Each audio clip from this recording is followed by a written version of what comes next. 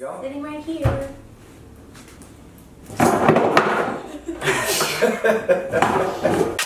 Hold up.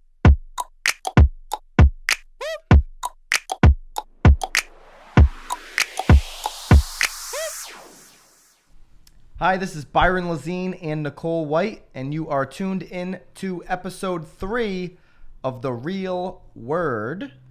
We've got 2 different mic stands. As you know, if you've been watching the show, we've had...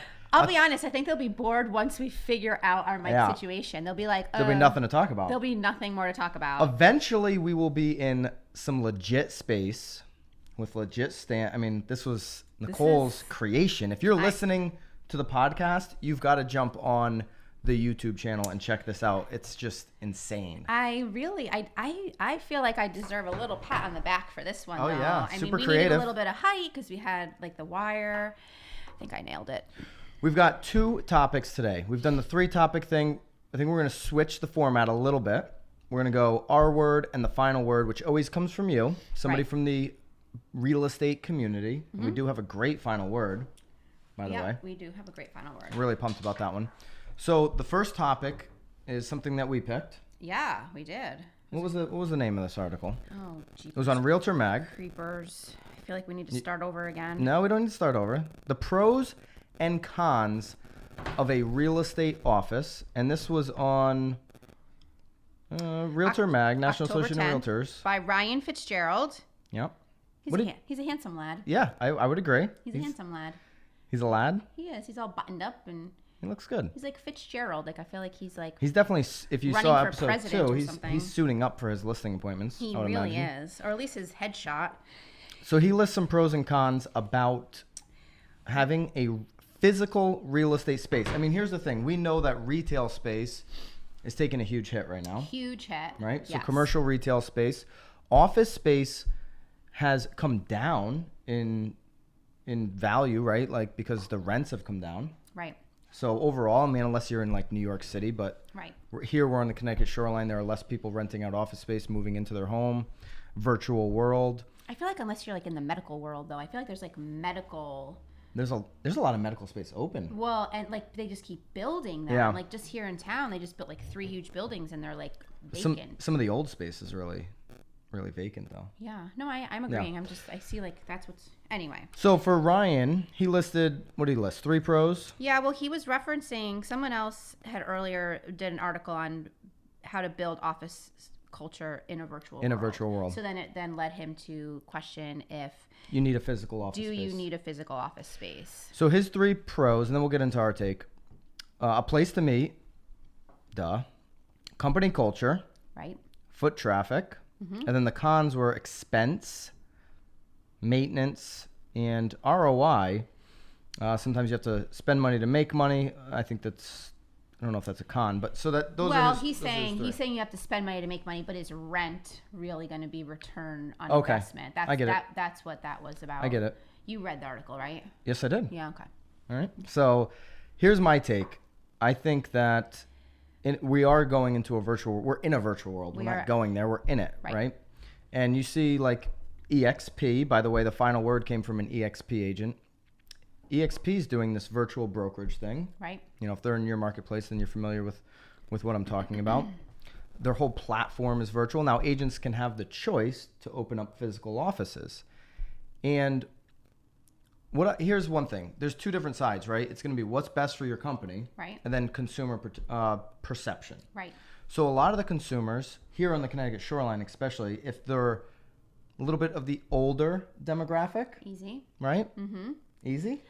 It's really flipping hot in this office. It is so hot. I'm trying really hard to pay attention. We're struggling. Anyways. But I'm just like, yes, you're right. If you're on the older demographic, it's important to them to know where your office is because we get the question all the time. It's super duper important. And in all honesty, in this area too, it's like, is your office in the town in which the home is located too? I mean, you get that. I get that question asked regularly. As agents, we all know that that doesn't matter, right? It definitely doesn't matter. But in their minds, am I getting the full exposure in the town that I live in because you're not in that town? Even if you live in the flipping town, your office just might be in a different town.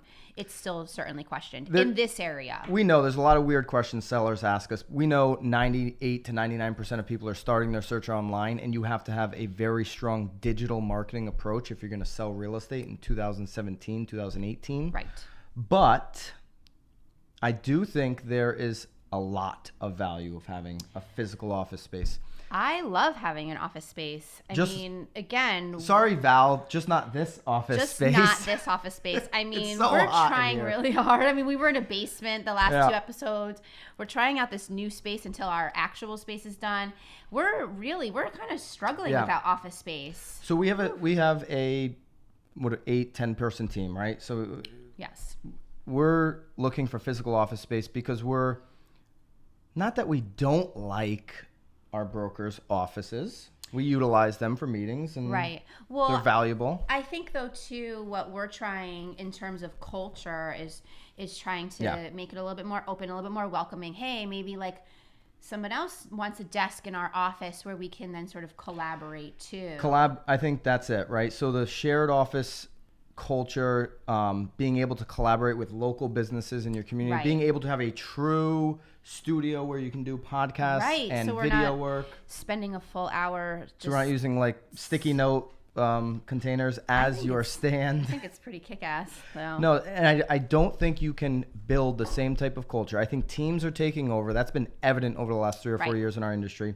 It's very difficult to build team culture when you are in your broker's office and there's 40 other single solo agents asking questions, wondering what you're doing. Right. Hey, can I tag along? Which is like, we're super helpful, by the way. Absolutely. There's a time and a place for it. Right. It just doesn't usually come in the middle of the day. Yes. Right. Well, I think it's also just a helpful way to recruit agents, though, too. I mean, especially if they're starting out. Like, you really need, I mean, we've talked about this, I think, in the last episode about surrounding yourself with people that, so I think it is really important to be around your people and just to like feel their energy. Like, I really enjoy sitting next to you. Like, I enjoy like just not in here. No, or when you're like ripping on me, but I do enjoy your presence. Which is never, by the way. I enjoy being around you. So I think that if we didn't have that ability to sort of be someplace, and again, just to have it be a little bit more organized. I mean, I feel like our business is it's changing super rapidly. Like, any moment can be something different. So I think having like sort of a calming office space where where there's paper and where there's.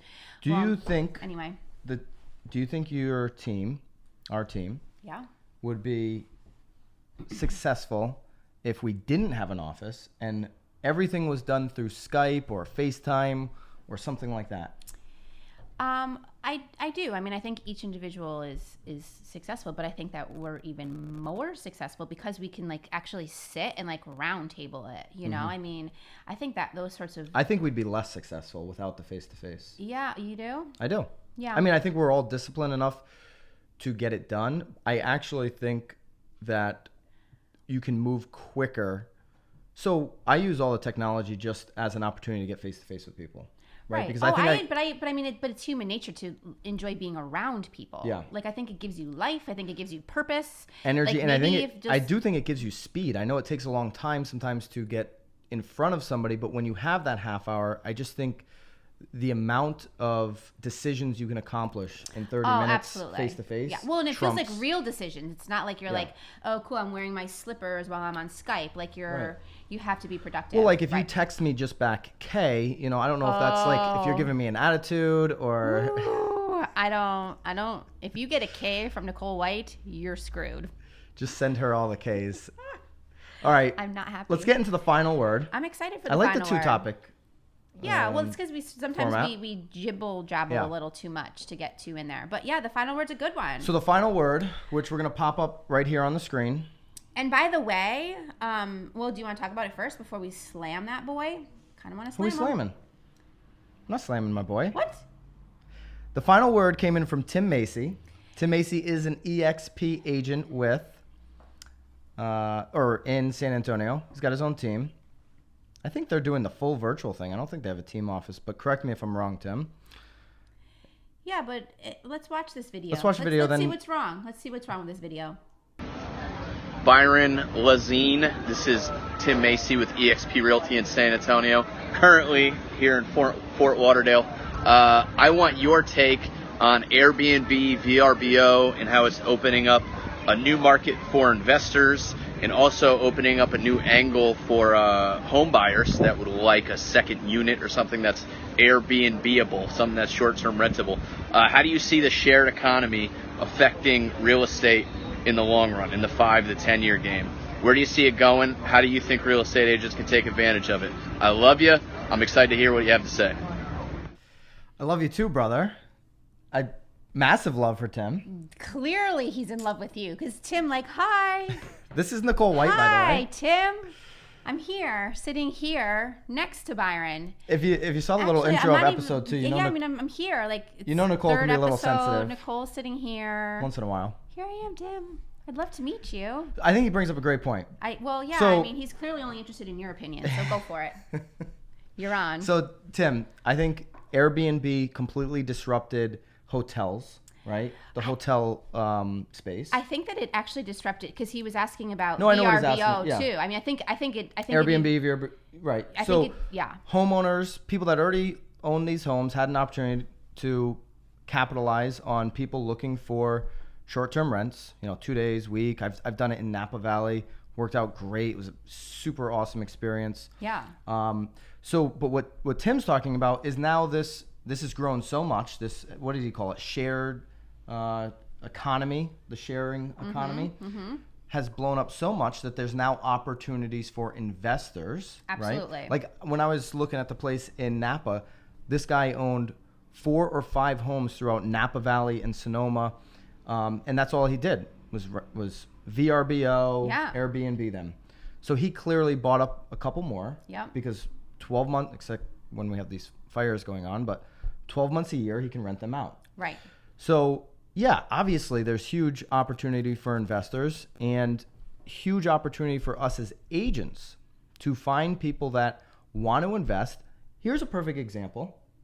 In our community, there's not a lot of multifamily. Right. You know what I mean? Right. So if somebody wants to invest, right, and they don't want to flip because there's high risk there, yeah, maybe it's buy and hold.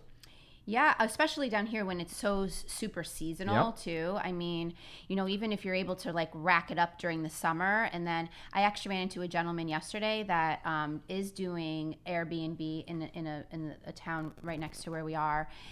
Just over the summer months, he was able to bring in $50,000. And that was just 1 night, 2 nights. Also because there are not many hotels where we live too. The hotels were actually, when people were calling to make reservations, the hotel was then referring them to this gentleman that was in the same town. He actually he told me that he has a academic renter in there, but he made a deal with the academic renter that if he has somebody that wants to rent on the weekend. What does he put her in a hotel? She leaves and he gives her part of the rent. So they must be putting her up in a hotel. I don't know what he's doing with her. I don't know where she's going. I didn't pick that much, but I mean, there is a huge opportunity here. I mean, you figure if you were to actually rent that thing per month, I mean, you're maybe then making $24,000 a year. I mean, to double that just over sort of the summer months, get hooked up with a local hotel that's booked. And again, and what's nice though, we're not talking about $1 million properties. I mean, this is an 800 sure foot house. But it works 2 on beds. both. It does, but I'm just saying if people want to start small, if you want to have 10 homes and that you're renting. Yep. I think the other end that comes in here though too, I think that there's a great opportunity obviously for an agent to help these people buy, but if you're in the property management side, I mean, you could potentially be maybe splitting it now with the investor. Maybe he gives you 50% or whatever the shtick would be. Or if you have your management game down as an agent or a property manager, like you said, right? Right. If you have that system locked in place, then you can go to investors and say, hey, listen, I know if you bought this single family home, the average rents are $2,500. I'll sign a lease with you for 2 years for $5,000 a month. Right. Because you know that the demand is so strong for the VRBO market, maybe you're going to make 10. So you're going to pay the $5,000 lease. Right. You're going to put your name on the lease. Right. And you're going to make the $5,000, you're going to pay your manager however you're doing that. So you make sort of the overhead. sort of like a net listing. You're making on top. Now if it doesn't work out for you, there's the risk, right? So yeah, I think there's going to be,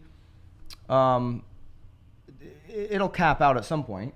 Oh, of course, like everything. But I do think that Airbnb is like, I think it's, again, I mean, he does ask about VRBO, and I think that Airbnb is killing it over the VRBO, because I think VRBO is more of like weekly rentals, it seems, on their site. It has to be, it's a little bit more structured in that way. But I mean, God forbid someone needs like a one-night stay, and maybe they need to be near a hospital because someone's sick, or you mentioned there's a graduation or a wedding. I mean, exactly. You mentioned the high end. I had a client who did a fabulous renovation on a high-end property, and the market here locally in the high end, is soft, right? Right. In a lot of scenarios, it was tremendous, but the money he put into it probably wasn't gonna get that back if he sold it. Right. And it was an investment. It was a labor of love for him. I said, dude, you want to build up the value of that property? Do the weekend rentals.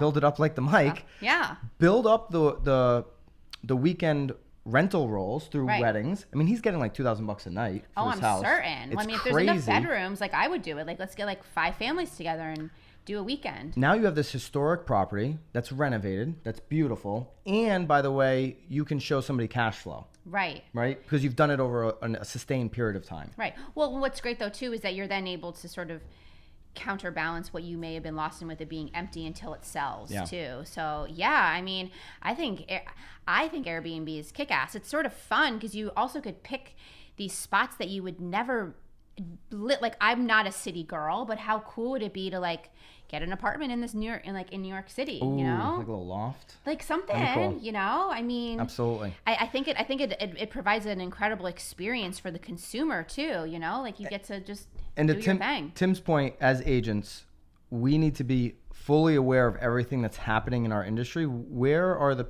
pieces of the pie moving towards? So Airbnb, need to be aware. Can't just figure that you're going to list properties on the MLS for the next 30 years and go traditional, right? Right. You gotta understand what's happening around you so that if you need to move in that direction, market takes a shift. Right? Where are the opportunities? This could certainly be one. Right. Oh, absolutely. Yeah. Tim, appreciate the final word. This is Nicole. Really nice to meet you, Tim. If anybody out there has a final word, you can drop us an email. You can put it in the comments. You can send a Facebook message. However you want to do it, you can send a video like Tim did, or you can send it through text. We'd love to obviously link you up. We're going to link Tim up if you're watching on YouTube or SoundCloud, if you're listening on SoundCloud. And make sure you come back next week, though, because who knows where we'll be next week. Yeah, hopefully somewhere cooler, temperature-wise. Or maybe with something, I mean, clearly you were more worried about yourself than me. I'm all set up. Yep. That was the final word. This is the real word. Drop us a comment. Thank you, guys.